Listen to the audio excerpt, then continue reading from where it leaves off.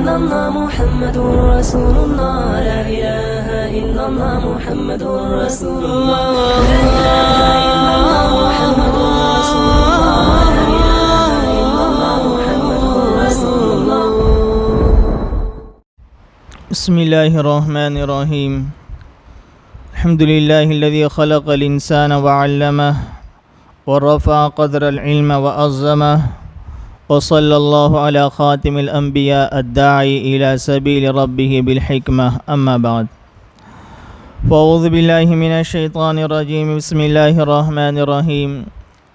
إن المسلمين والمسلمات والمؤمنين والمؤمنات والقانتين والقانتات والصادقين والصادقات صدق اللہ العظیم. بزرگان محترم اور میرے عزیز ساتھیو، گزشتہ اب تک آپ حضرات کے سامنے اس آیت کریمہ کی 3 صفتوں کا تذکرہ ہو چکا کہ اللہ تعالیٰ فرماتے ہیں ان المسلمین والمسلمات، اسلام لانے والے مرد اور اسلام والی عورتیں، ایمان والے مرد اور ایمان والی عورتیں، والقانتین والقانتات، اور فرما بردار مرد اور فرما بردار عورتیں. اور چوتھی صفت اللہ تعالیٰ فرما رہے ہیں والصادقین والصادقات، سچ بولنے والے مرد اور سچ بولنے والی عورتیں. شریعت نے، اسلام نے ہمیں سچ کی طرف بڑی رہبری فرمائی. اسلام میں اس بات کی گنجائش نہیں ہے کہ مسلمان ہو کر بھی جھوٹ بولے. ہمارے نبی سے پوچھا گیا کوئی مسلمان ہے چوری کر سکتا ہے؟ کہ مسلمان ہے، مال کی محبت میں آئے چوری کر سکتا ہے، ہو سکتی ہے. زنا مسلمان سے خواہشات کا جذبہ ہوگا، ہو سکتا ہے. مسلمان جھوٹ بول سکتا ہے. ہمارے نبی نے فرمایا مسلمان جھوٹا نہیں ہوتا، مسلمان سچا ہوتا ہے، مسلمان جھوٹ نہیں بولتا ہے.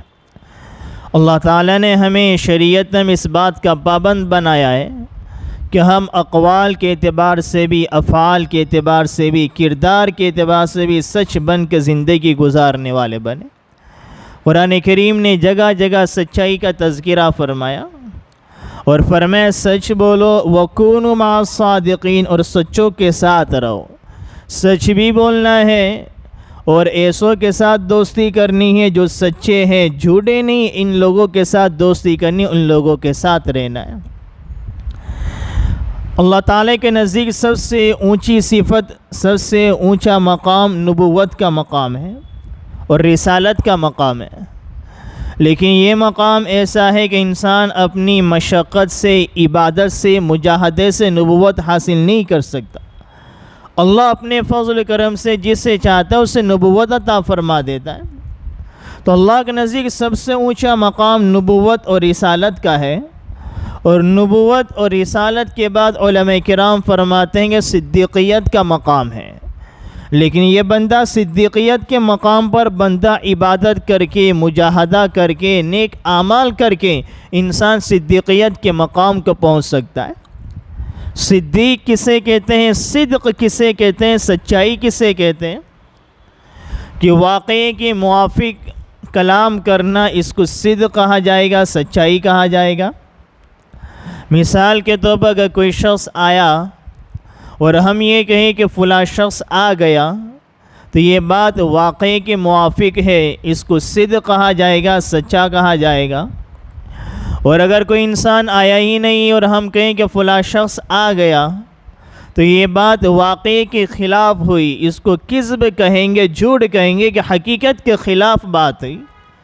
تو حقیقت کے موافق، واقعے کے موافق کو بات کرنا اس کو صدق کہتے ہیں، سچا، سچ کہتے ہیں.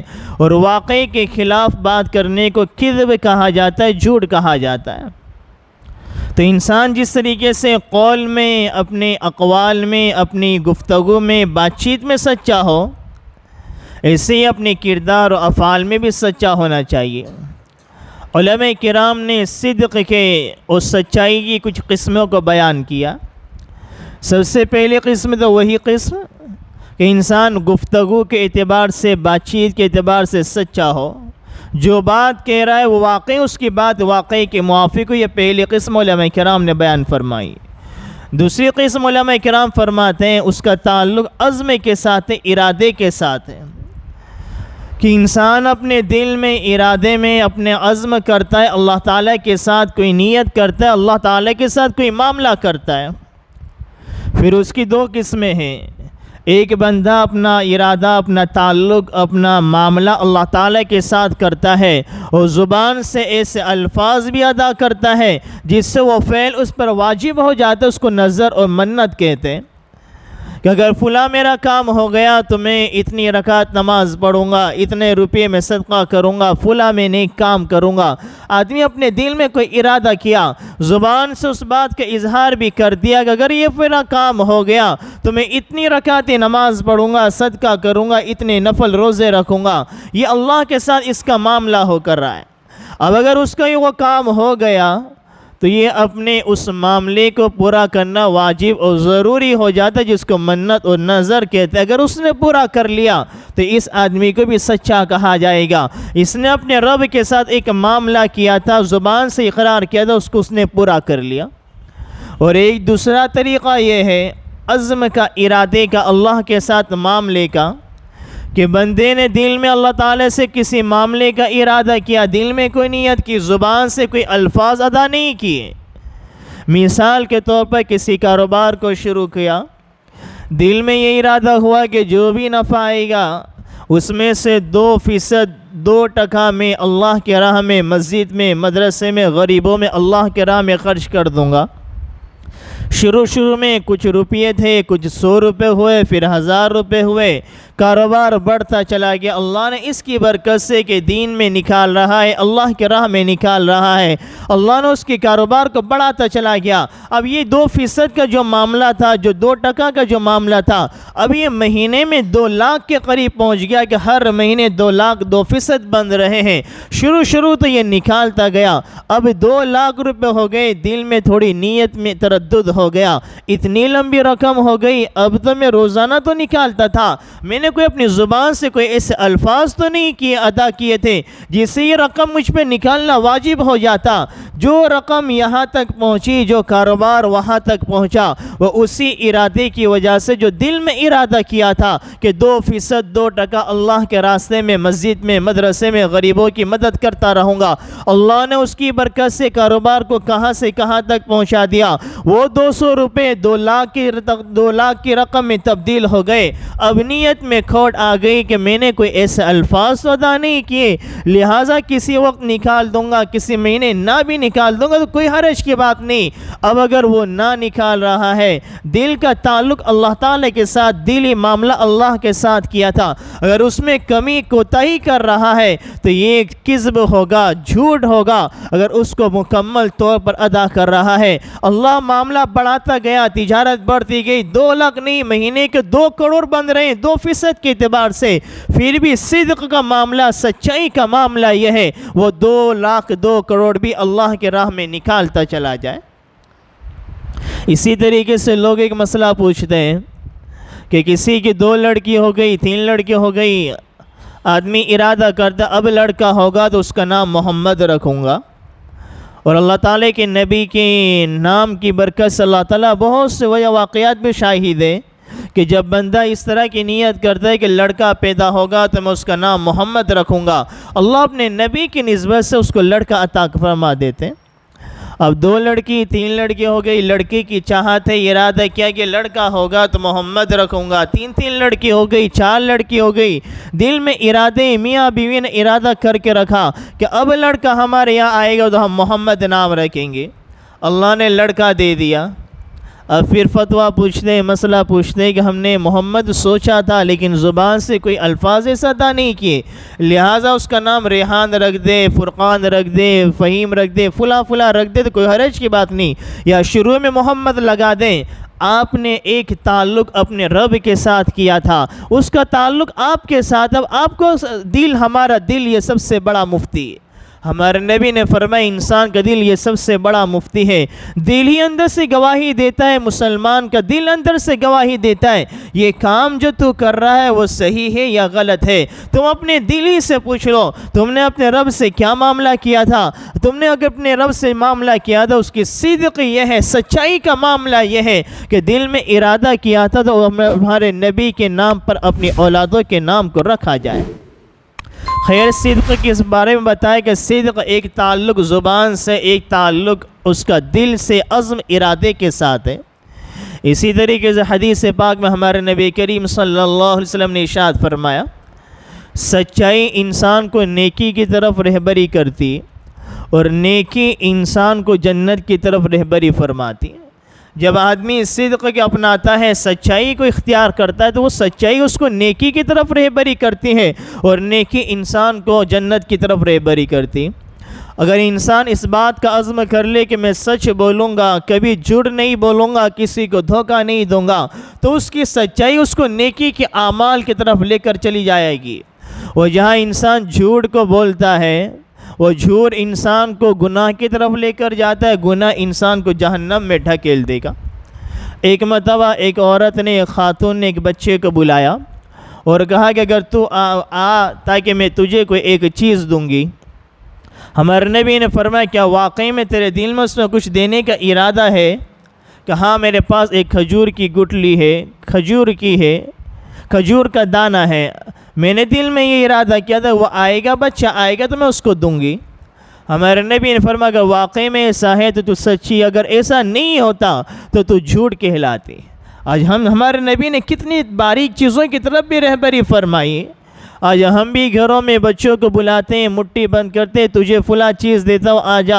وہ بچہ آتا ہے معصوم ذہنیت رکھنے والا، دل دماغ کا صاف ستھرا، وہ آیا، ہم نے اس کو کچھ نہیں دیا، اسی ذہن میں دھوکے کا اثر پڑ رہا ہے کہ یہ میرا گھر جو ہے یہاں پر دھوکہ دیا جاتا ہے، میرا معاشرہ جو ہے وہ جھوٹ کا معاشرہ ہے۔ اس معصوم ذہن پر، معصوم دل و دماغ پر ایک دھوکے کا اثر پڑتا ہے، جھوٹ کا اثر پڑتا ہے۔ میرے چاروں طرف کا ماحول جھوٹ کا ماحول ہے، دھوکے کا ماحول ہے۔ وہ جب بڑا ہوتا ہے اس کی زبان پر بھی جھوٹ جاری ہوتا ہے اور دھوکہ جاری ہوتا ہے۔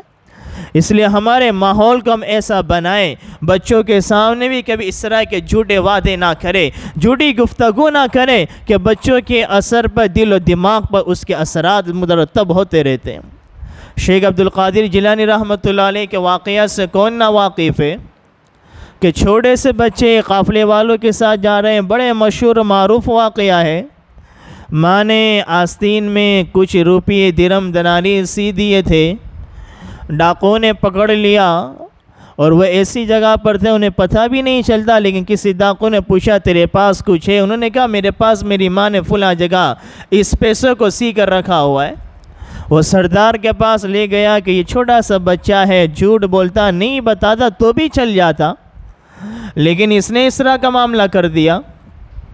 ہمارے استاذ نے ایک واقعہ ہمیں بتایا تھا کہ ہمارے ہندوستان میں بھی اس طرح کے ٹرین میں واقعات ہوتے رہتے ہیں کہ آدمی یہ کئی علاقہ اس طرح سے جب وہاں سے انسان ٹرینوں میں گزرتا ہے تو ٹرینوں کی چینوں کو کھینچ دیا جاتا ہے، رات کے وقت وہاں پر ڈاکو چور وغیرہ چڑھ جاتے ہیں، ٹرینوں کو اور پوری بوگی کو، پورے ڈبے کو لوٹ لیا جاتا ہے۔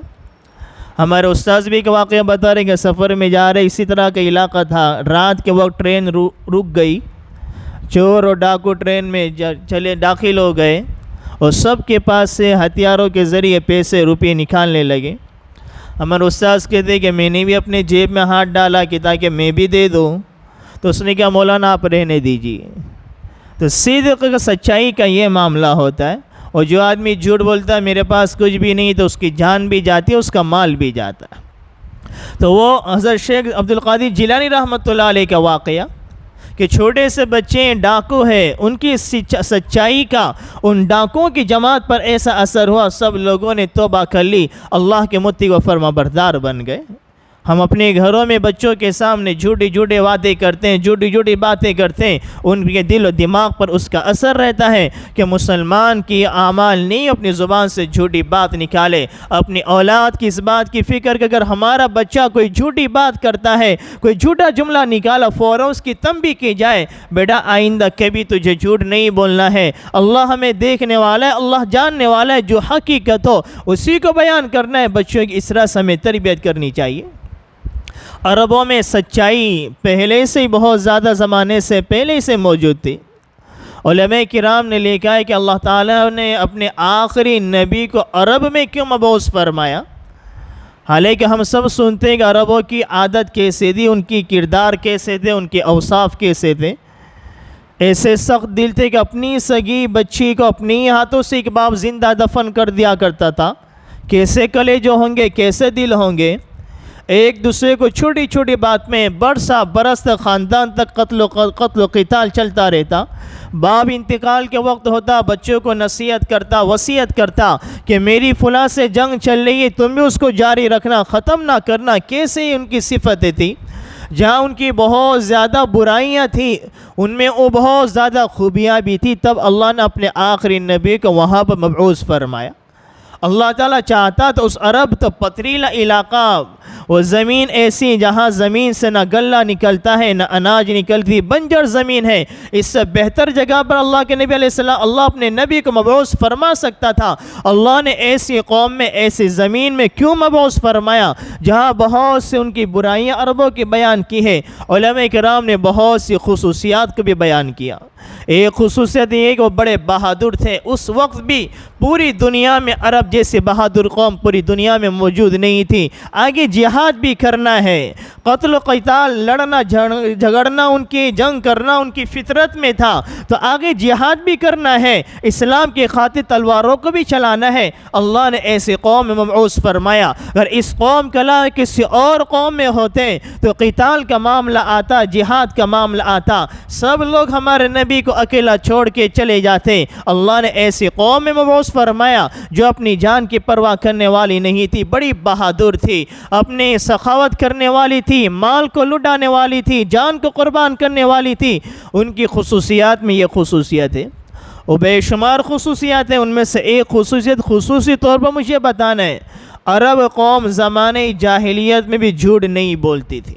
اسلام لانے سے پہلے زمانے جاہلیت میں بھی وہ جھوٹ نہیں بولتے تھے، چاہے سامنے ان کا کافر ہی کیوں نہ ہو، ان کا دشمن ہی کیوں نہ ہو، لیکن وہ اپنی زبان سے جھوٹے الفاظ نہیں نکالتے تھے۔ بخاری شریف میں ایک روایت موجود ہے کہ نبی کریم صلی اللہ علیہ وسلم نے قیصر روم کے نام پر اسلام کا خط لکھا، انہیں دعوت دی، اسلام کی توحید کی۔ تو بادشاہ نے تحقیق کی کہ بھئی عرب کا کوئی قافلہ یہاں پر تجارت کی غرض سے آیا ہوا ہے، کہ اس کی تحقیق کرے کہ یہ جس شخص نے یہ خط لکھا ہوا ہے وہ کوئی انسان کیسا ہے۔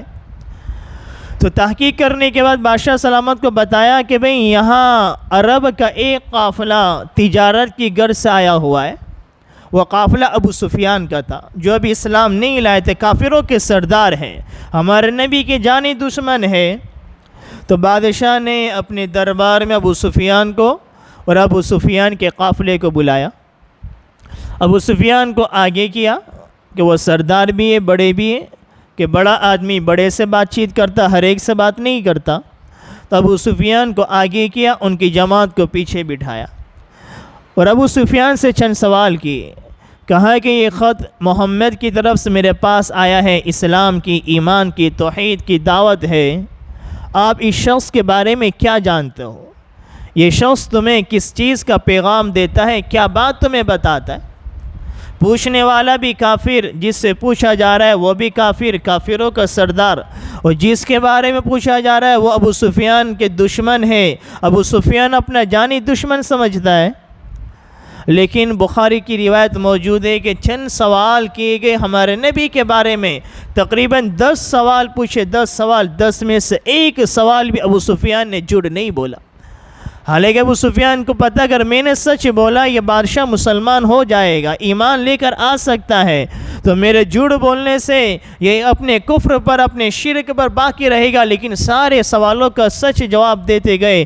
اور ابو سفیان کو ایک سوال یہ بھی پوچھا، وہ تمہیں کس چیز کی تعلیم دیتے، کس چیز کی دعوت دیتے ہیں؟ ابو سفیان نے فرمایا ان تعبد اللہ، ان اعبد اللہ ولا تشرک بہ شیئا، اعبد اللہ، کہ تم اللہ کی عبادت کرو، اس کے ساتھ کسی چیز کو شریک نہ ٹھہراؤ۔ اور ہمیں نماز کا وہ صدقی اور صدق سچائی کا ہمیں حکم دیتے ہیں۔ ابو سفیان ہمارے نبی کی تعلیم کا خلاصہ بیان کر رہے ہیں، پوری تعلیم نہیں بتا رہے ہیں، پورا ہمارے مذہب کو، ہمارے دین کو نہیں بتا رہے ہیں، ہمارے نبی کے دین کے خلاصے کو بتا رہے ہیں کہ محمد کے دین کا خلاصہ یہ ہے، ایک اللہ کی عبادت کرنے والے بن جاؤ، اس کی ذات میں، اس کی صفات میں کسی کو شریک نہ ٹھہراؤ۔ اور ہمیں وہ ہمیں نماز کا حکم دیتے ہیں اور ہمیں صدق اور سچائی کا حکم دیتے ہیں۔ ابو سفیان نے ہمارے نبی کے دین کو خلاصے کو بتایا۔ آج ہمارے اندر جھوٹ اتنا ہی عائد ہوتا چلا جا رہا ہے، ہماری ذہنیت، ہمارا دماغ، ہماری ذات میں ایسی بات آ گئی کہ آج مسلمان اپنی زبان سے یہ جملہ نکالتا ہے کہ جھوٹ کے بغیر تو میں کاروبار کر ہی نہیں سکتا، میرا تو کاروبار ہی جھوٹ کا ہے۔ بڑی آسانی سے انسان ایک مسلمان ہے۔ اللہ تعالیٰ قرآن کریم میں فرماتے وَمَا مِن دَابَّةٍ فِي الْأَرْضِ إِلَّا عَلَى اللَّهِ، پوری کائنات کا رزق اللہ تعالیٰ نے اپنے ذمے لے رکھا ہے، وہ اللہ ہمارا رازق ہے، وہ اللہ ہمیں رزق دینے والا ہے۔ لیکن ایک مسلمان کیا کہتا ہے کہ میرا کاروبار ہی جھوٹ کا ہے، اگر میں جھوٹ نہیں بولوں گا میرا کاروبار نہیں چل سکتا، میری دکان نہیں چل سکتی، میرا گھر بار نہیں چل سکتا۔ نعوذ باللہ اپنی زبان سے اس بات کا اقرار کر رہا ہے، میں اللہ کو رازق نہیں مانتا، میں اپنی محنت سے، اپنی جھوٹ سے اپنے آپ کو، اپنے گھر والوں کو پالنے والا ہوں۔ یہ ہمارے عقیدے، یہ ہمارے اعمال، ہمارے ایمان کی کمزوری ہو چکی ہے۔ تو انسان اپنے اعمال میں، اپنے کردار میں، اپنی گفتار میں سچائی کو اختیار کرنے والے بنے۔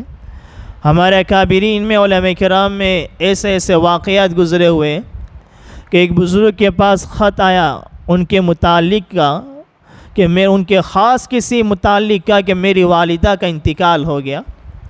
تو ان بزرگ نے خط کا جواب لکھوایا کہ اس میں لکھو کہ آپ کی والدہ کے انتقال کی خبر سنی، بہت صدمہ ہوا۔ پھر وہ رکا دیا کہ رک جاؤ، تھوڑی دیر اپنے سر کو جھکایا، غور و فکر کی، پھر وہ فرمایا ٹھیک ہے اب آگے لکھو۔ لکھنے والے نے پوچھا کیا بات ہے، آپ نے کیوں رک گئے، کیا سوچنے لگے؟ کہ میں نے آپ کو لکھا ہے کہ آپ کی والدہ کا انتقال کی خبر ملی، مجھے بہت صدمہ ہوا، تو میں نے اپنے دل کا جائزہ لیا، میں نے یہ جو لکھا ہے کہ بہت صدمہ ہوا، کیا واقعی میں مجھے بہت صدمہ ہوا؟ کہیں ایسا نہ ہو تو میرا دل کی کیفیت الگ، میرے الفاظ الگ، میری تحریر الگ، یہ کہیں جھوٹ تو نہ ہو جائے۔ میں نے اپنے دل کا تجزیہ کیا، دل کا جائزہ لیا، واقعی میں مجھے بہت زیادہ صدمہ ہوا، جو میرے الفاظ کی تعبیر جو ہے وہ تحریر کے موافق ہے، اب میں جھوٹا نہیں ہوں۔ اتنی سی بات لکھانے میں اس بات کی طرف یہ دیکھ رہے ہیں کہ میں جو لکھ رہا ہوں، جو لکھا رہا ہوں، جو بول رہا ہوں، وہ دل کی کیفیت سے میچ ہوتا ہے یا نہیں ہوتا۔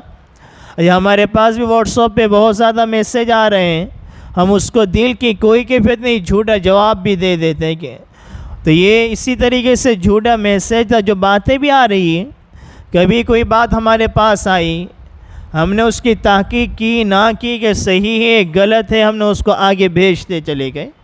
حدیث کے نام پر وہ غلط ہے کیا ہے ہمیں اس کا علم نہیں، کہ اللہ کے نبی علیہ السلام نے فرمایا، حضرت علی نے فرمایا، ہمارے نبی نے فرمایا، حدیث میں ہے کہ کوئی اتنی راتوں میں، بڑی راتوں میں 2 رکعت نماز پڑھ لے اور اتنی مرتبہ یہ تسبیح پڑھ لے، اتنی مرتبہ یہ تسبیح پڑھ لے، اس کی پوری زندگی کی نماز معاف ہو جائے گی۔ وہ سب لوگوں کو شیئر کر رہے ہیں، تو یہ سا کوئی عمل آج تک بھی نہیں ہوا۔ تو ہم موبائل کے میسیج کو بھیجنے میں بھی کہیں سچے اور جھوٹے تو نہیں بن رہے ہیں کہ یہ بات ہمارے پاس آ رہی ہے، اگر ہم نے جھوٹی اس کو آگے چلا دی تو ہم بھی جھوٹی بات کو شیئر کرنے والے، جھوٹی بات کو پھیلانے والوں میں شمار ہوں گے۔ تو اللہ تعالیٰ قرآن کریم میں اس تیسری صفت کو بیان فرما رہا ہے۔ اللہ تعالیٰ نے اس کے علاوہ اور مقامات پر سچائی کا تذکرہ فرمایا۔ نکاح کے موقع پر قاضی صاحب جو نکاح کی مناسبت سے 3 آیت کریمہ تلاوت کرتے ہیں، اس میں سے ایک آیت بھی ہے یا ایھا الذین آمنوا اتقوا اللہ وقولوا قولا سدیدا۔ نئی زندگی کی شروعات ہو رہی ہے، میاں بیوی کی نئی زندگی کی شروعات ہوگی، اس وقت بھی اس آیت کریمہ کو پڑھا جا رہا ہے یا ایھا الذین آمنوا اتقوا اللہ، اے ایمان والو اللہ سے ڈر کے زندگی گزارتے رہو، وقولوا قولا سدیدا، اور سیدھی ستھری صاف سچی بات کہنے والے بنو، کیونکہ جھوٹ سے تمہارے نکاح کا رشتہ یہ ختم ہو جائے گا، تمہاری محبتیں نفرت میں تبدیل ہو سکتی ہے، تمہارا نکاح کا رشتہ طلاق کی دہلیز تک پہنچ سکتا ہے۔ اس لیے پہلے دن درس دیا جا رہا ہے شوہر کو بھی بیوی کو بھی کہ نئی زندگی شروع کرنے جا رہے ہو، ہمیشہ ایک دوسرے کے ساتھ سچائی کا معاملہ کرتے رہنا، جھوٹ سے اپنے آپ کو دور رکھنا۔ اللہ فرمائے یصلح لکم اعمالکم ویغفر لکم ذنوبکم، سچ بولو گے، ہمیشہ اپنے معاملات کو اچھائی کے ساتھ کرتے رہو گے، اللہ تمہارے معاملات کی اصلاح کرتا چلا جائے گا۔ بس اوقات ہوتا ہے کہ انسان جب جھوٹ بولتا ہے، کوئی معاملہ اس کے سامنے آ گیا، انسان یہ سمجھتا اگر میں نے جو سچ بول دیا تو میں تکلیف میں پڑ جاؤں گا، اگر میں نے جھوٹ بولا تو میں یہاں سے راستے سے نکل جاؤں گا۔ اللہ فرما رہے تم سچ بولو، یصلح لکم اعمالکم، ہم تمہارے اعمال کی اصلاح کر دیں گے، تمہارے اعمالوں کو سدھار دیں گے۔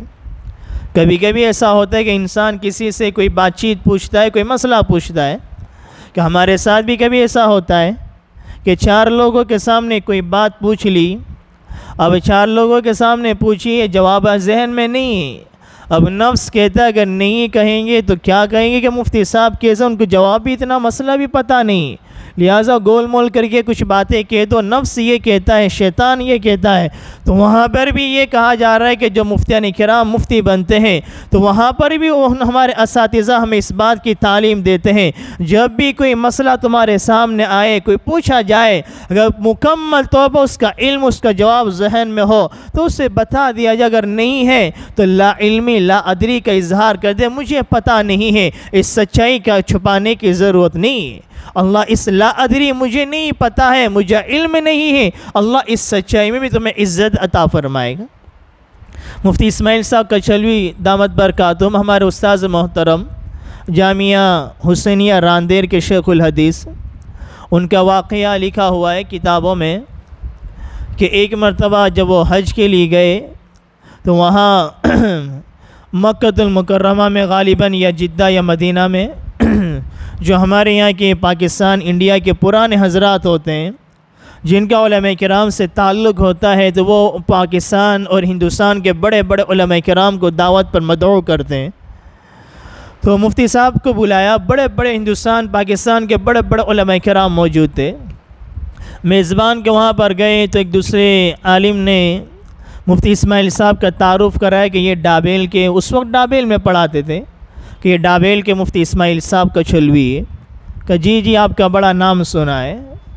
پھر مجلس لگی، بڑے بڑے علماء کرام موجود تھے، تو گھر کے میزبان نے مجھے ایک سوال پوچھا، مفتی اسماعیل صاحب کہتے ہیں، مفتی اسماعیل صاحب کو ایک مسئلہ پوچھا کہ اگر میاں بیوی اگر اپنے ایک مسئلہ یہ کہ میاں بیوی سفر کے لیے نکلے اور سفر میں یا سفر سے پہلے عورت کو حیض آ گیا، اور جب مقام پر پہنچ رہے ہیں وہاں پر وہ پاک ہو گئی، وہاں اس کو 15 دن سے کم ٹھہرنا ہے، تو وہ عورت وہاں پاک ہونے کے بعد غسل کرنے کے بعد بیوی اس کی جو ہے وہ مکمل 4 رکعت نماز پڑھے گی یا 2 رکعت نماز پڑھے گی؟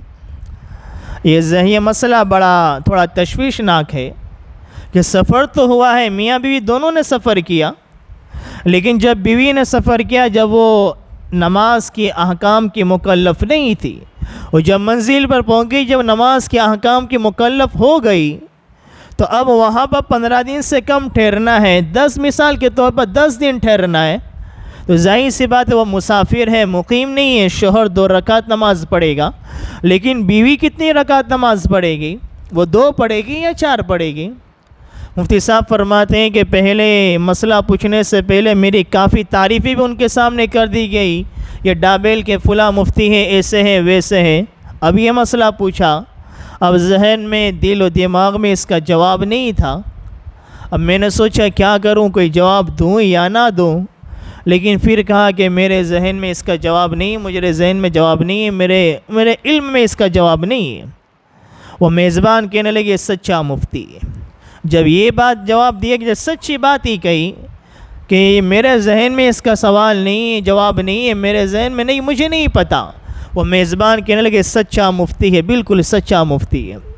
تو خیر ہمارے ساتھ بھی اس طرح کے معاملے ہوتے ہیں، جب ہم بھی کسی کو پوچھیں، ضروری نہیں کہ ہر بات ہر مسئلہ ہمارے ذہن میں ہوئی۔ اگر آپ کسی کوئی مفتی کوئی عالم اگر آپ کو کہے کہ مجھے نہیں پتہ، میرے ذہن میں نہیں، تو ہم اس بات کا تصور نہ کریں کہ یہ تو عالم ہے، مفتی صاحب ہے اور یہ مسئلے کا جواب بھی ان کو پتہ نہیں، تو اتنا چھوٹا سا مسئلہ ہے، یہ مسئلہ تو بالکل عام ہے، ہر شخص کو پتہ ہے۔ جیسے مثال کے طور پر ایک انسان ایک حافظ قرآن وہ ہوتا ہے، اس کے دل و دماغ میں پورا قرآن کریم موجود ہے، جب وہ قرآن کریم میں پڑھانے کے لیے کھڑا ہوتا ہے تو اس کی سورہ عصر میں بھی غلطی جا سکتی ہے، والعصر ان الانسان لفی خسر الا الذین آمنوا وعملوا الصالحات، وہ وہاں سے سورہ 3 میں پہنچ سکتا ہے۔ آدمی سوچے کہ اتنا بڑا حافظ ہے، اتنا بڑا عالم، والعصر اتنی چھوٹی سی سورت ہے، اس میں وہ غلطی کر گیا۔ آپ کے ذہن میں صرف سورہ عصر ہے، اس سے ملتی جلتی کوئی آیت کریمہ نہیں ہے، اس کے ذہن میں اس سے ملتی جلتی اور بھی بہت ساری آیت کریمہ ہے، وہ سورہ عصر سے سورہ 3 میں جا سکتا ہے، سورہ 3 سے سورہ عصر میں جا سکتا ہے۔ غلطی ہو جانا یہ کوئی عیب کی بات نہیں، کوئی جرم کی بات نہیں ہے۔ خیر میں یہ کہہ رہا تھا، اللہ تعالیٰ اس آیت کریمہ میں چوتھی صفت کو بیان فرما رہے ہیں، ان المسلمین والمسلمات والمؤمنین والمؤمنات والقانتین والقانتات والصادقین والصادقات، سچ بولنے والے مرد اور سچ بولنے والی عورتیں، آج یہ صفت ہماری زندگیوں میں نہیں ہے۔ ہم بات بات میں جھوٹ بول دیتے ہیں، بات بات میں جھوٹ بولتے ہیں۔ ہم اس صفت کو اپنانے کی کوشش کریں، اس بات کا عہد کریں کہ میں کردار کے اعتبار سے بھی سچا بنوں گا اور اپنے افعال کے اعتبار سے، اپنے اقوال کے اعتبار سے بھی سچا بنوں گا اور اپنی اولاد کی بھی سچائی کے اعتبار سے تربیت کروں گا۔ اللہ تعالیٰ جو کچھ کہا گیا اس پر عمل کرنے کی توفیق عطا فرمائے، آمین وما علینا الا البلاغ۔